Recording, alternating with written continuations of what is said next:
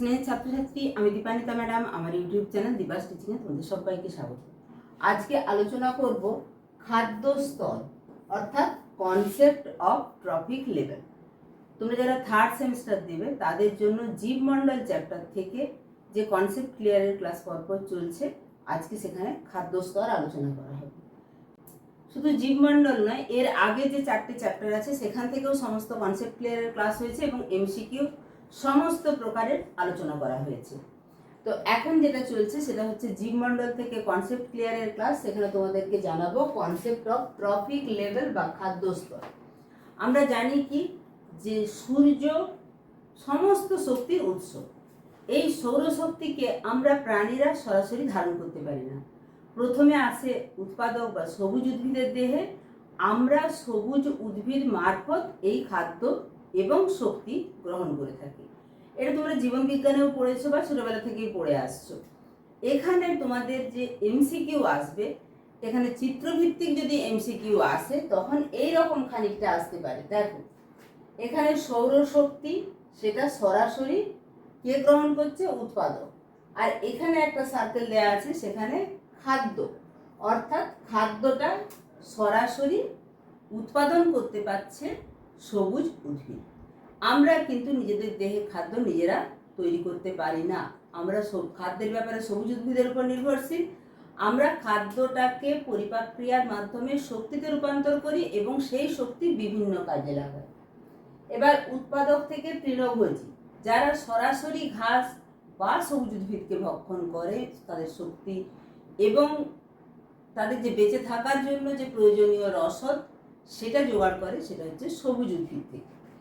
এই সবুজ উদ্ভিদ খেলো বলে ওরা হচ্ছে, বা সবুজ উদ্ভিদ থেকে খাদ্য গ্রহণ করলো, তারা হচ্ছে তৃণভোজী। কারণ তৃণ মানে ঘাস, তারা হচ্ছে তৃণভোজী। এই তৃণভোজী যারা, তৃণভোজী মানে কি? তারা প্রাণী। এই তৃণভোজী প্রাণীকে আবার যারা খাদ্য হিসেবে গ্রহণ করবে তারা খাদক। সেটা প্রথম সারির খাদক হতে পারে, দ্বিতীয় সারির খাদক হতে পারে, তৃতীয় সারির খাদক হতে পারে। কিরকম? ধরো গঙ্গা ফড়িং, তাকে খাচ্ছে ব্যাঙ। তাহলে গঙ্গা ফড়িং কি? সে তৃণভোজী, সে তার খাদ্যের রসদটা ঘাস থেকে পায়। এবার ব্যাঙ হয়ে গেল প্রথম সারির খাদক।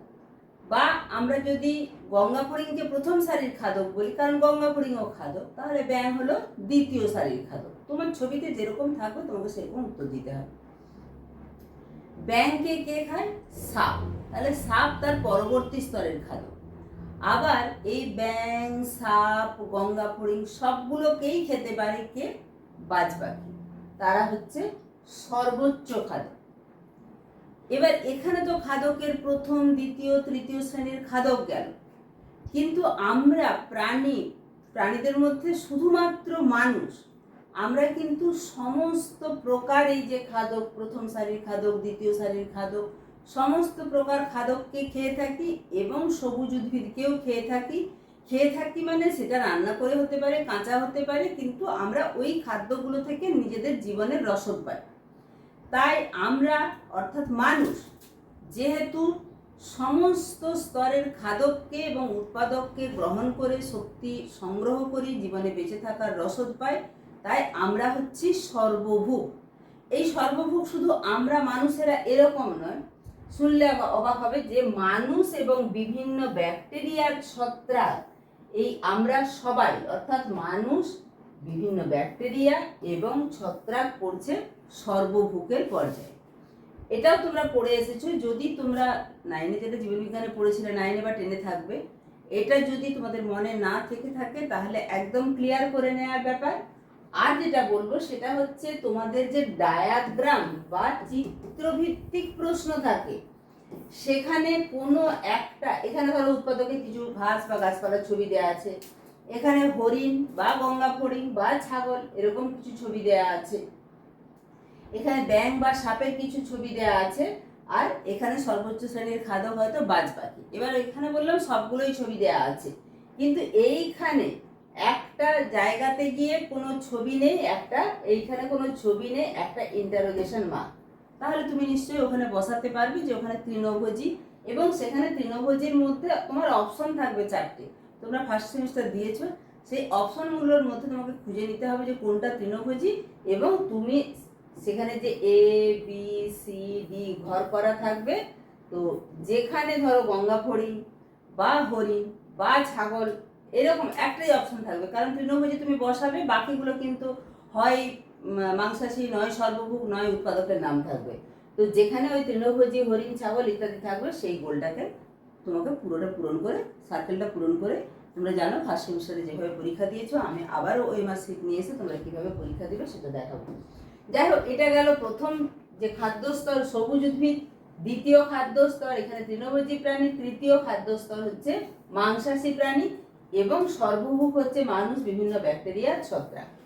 এখানে তোমাদেরকে আগে একটা জিনিস আলোচনা করেছি, সেটা হচ্ছে জীবভর, সংখ্যা এবং শক্তির পিরামিড।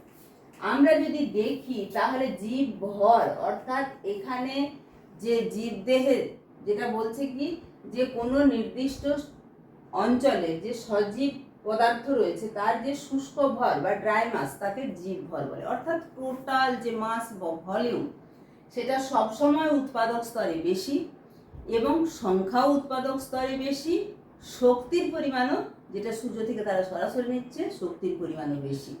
তাহলে এখানে জীবভর কাকে বলে, বা আমরা যখন সংখ্যার পিরামিড, শক্তির পিরামিড বলেছি, সেটা কিভাবে হ্রাস পায়, তোমরা যদি সেটা জানতে চাও ডিটেলসে, তাহলে দেখবে আগের ক্লাসগুলোতে সেখানে খাদ্য পিরামিড বলে একটি থাম্বনেল করা ভিডিও রয়েছে, সেই ভিডিওতে ক্লিক করবে, তাহলে সেটাতে ডিটেলস পেয়ে যাবে। এরপরে আসি খাদ্য শৃঙ্খল বা খাদ্য চেন। এই খাদ্য চেনটা তোমাদেরকে দেখাবো কিভাবে পরস্পরের উপর নির্ভরশীল, এবং একটা চেনের মধ্যে একটা যদি প্রজাতি নষ্ট হয়ে যায় বা বিলুপ্ত হয়ে যায় তাহলে পুরো খাদ্য শৃঙ্খলটাই ভেঙে পড়ে, বা এখান থেকে কি কি এমসিকিউ আসতে পারে। তাই পরবর্তী ভিডিও খাদ্য শৃঙ্খলের জন্য অবশ্যই চ্যানেলে চোখ রাখো, এবং আগের যে চ্যাপ্টারগুলো রয়েছে ভূসংস্থান, ভূমিরূপ গঠনকারী প্রক্রিয়াসমূহ, জলবায়ু, বায়ুমণ্ডল, প্রত্যেকটা চ্যাপ্টার কিন্তু কমপ্লিট হয়ে আছে কনসেপ্ট ক্লিয়ারের ক্লাস এবং এমসিকিউ এর ক্লাস, অবশ্যই দেখতে ভুলো না। আশা করবো চ্যানেলটা এতক্ষণে সাবস্ক্রাইব করে দিয়েছো, এবং তোমার কাছে যদি নোটিফিকেশান নাও আসে তাহলেও কিন্তু চ্যানেল ভিজিট করে দেখবে তোমাদের পরপর ক্লাস। এটা হলে কিন্তু প্রাকৃতিক ভূগোল শেষ হয়ে যাচ্ছে, এরপরে মানবীয় ভূগোল এবং ভারতের ভূগোল। ভারতের ভূগোল তোমাদের জানা পোর্শন, প্রাকৃতিক ভূগোলটাই একটু জটিল, আমি সেই জন্য একদম তোমাদের সেকেন্ড সেমিস্টারের পর থেকে ক্লাস দিয়ে রেখেছি, অবশ্যই প্রত্যেকটা ভিডিও দেখে নেবে। টাটা।